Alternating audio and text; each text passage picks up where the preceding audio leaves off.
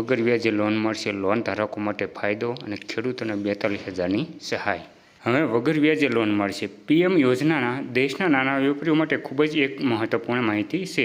જો કે તમે શેરી પર વેચાણ કરતા હોય, જેમ કે ફળો, શાકભાજી, પાનની દુકાન, સલૂન અથવા કોઈપણ પ્રકારની પોર્ટલ દુકાન ચલાવતા હોય તો હવે સરકાર તમને 50,000 સુધીની લોન ગેરંટી વગર આપવાની છે।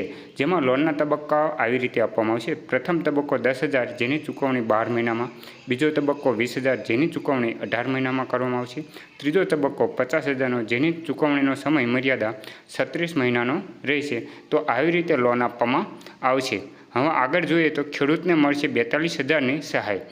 જો ખેડૂતોએ આ બે યોજના જેમ કે પીએમ કિસાન યોજના અને પીએમ માનધન યોજના રજીસ્ટ્રેશન કરાવવું પડશે, તો તેવા ખેડૂતોના ખાતામાં વર્ષે 42,000 રૂપિયા ઘરે બેઠા આવશે। સરકાર પીએમ કિસાન યોજના અંતર્ગત દર વર્ષે 6,000 રૂપિયા ખેડૂતોના ખાતામાં નાખે છે। ત્યારે કિસાન યોજનાના લાભાર્થીઓને પીએમ માનધન યોજનામાં ફોર્મ ભરેલા છે તો તેમને 60,000 વર્ષની ઉંમરે દર વર્ષે 36,000 રૂપિયા મળશે। આ બંને યોજનામાં ખેડૂતોને બેઠા 42,000 રૂપિયા મળવાપાત્ર રહેશે। લોન ધારકોને ફાયદાની વાત। હોમ લોન લેવા માટે મોટી રાહતના સમાચાર છે। રિઝર્વ બેંક ઓફ ઇન્ડિયાએ જૂન 2025માં રેપો રેટ 0.50% ઘટાડી કર્યો છે। હવે રેપો રેટ હપ્તાના વ્યાજ પર પડશે। તો જો તમે તમારા મકાનની ઘટાડીને 5.5% થઈ ગયો છે, જેની સીધી અસર લોનની 30 લાખની લોન 20 વર્ષ માટે લીધી છે, તો હવે 1,000 રૂપિયાનો ઓછામાં ઓછો હપ્તો આવશે અને અંદાજિત છેલ્લા 1.5 થી 2 લાખનો ફાયદો થશે તમને। જુલાઈ મહિનાની લાગુ થશે નવા નિયમ। તો કે 1 જુલાઈથી ઓછામાં ઓછા 7 મોટા ફેરફાર થવાના છે, જેની તમામ ખિસ્સાઓ પર મોટી અસર પડશે।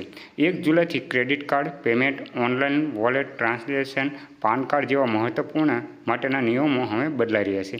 બીજી તરફ રેલવેમાં પણ 1 જુલાઈથી નવા ભાડા લાગુ કરી રહી છે। આનાથી લાંબા અંતરની મુસાફરી કરતા મુસાફરોના ખિસ્સામાં છૂટા થવાના રહેશે। એલપીજી સિલિન્ડરના દર। એલપીજી સિલિન્ડરના નવા દર પણ 1 જુલાઈએ જાહેર કરવામાં આવશે। 1 જુલાઈએ 19 કિલોગ્રામના કોર્પોરેટ એલપીજી સિલિન્ડરના ભાવમાં ઘટાડો કરવામાં આવ્યો હતો। દિલ્હીથી કોલકાતા સુધી આ સિલિન્ડર લગભગ 25 રૂપિયા સસ્તું થશે। તે જ સમયે 1 ઓગસ્ટ 2024થી ઘરેલું ગેસ સિલિન્ડર એટલે કે 14 કિલોગ્રામ એલપીજી સિલિન્ડરના ભાવમાં ફેરફાર થવાનો નથી। એટીએમ ફીમાં થશે વધારો। તો કે એટીએમનો ઉપયોગ હવે વધુ મોંઘો થશે। જોકે આઈસીઆઈસીઆઈ બેંકના ગ્રાહકો હવે મહિનામાં 3થી વધુ જ વખત બીજી બેંકમાં એટીએમમાંથી પૈસા ઉપાડે તો દરેક વધારાના વ્યાજ પર આ ચાર્જ લાગશે।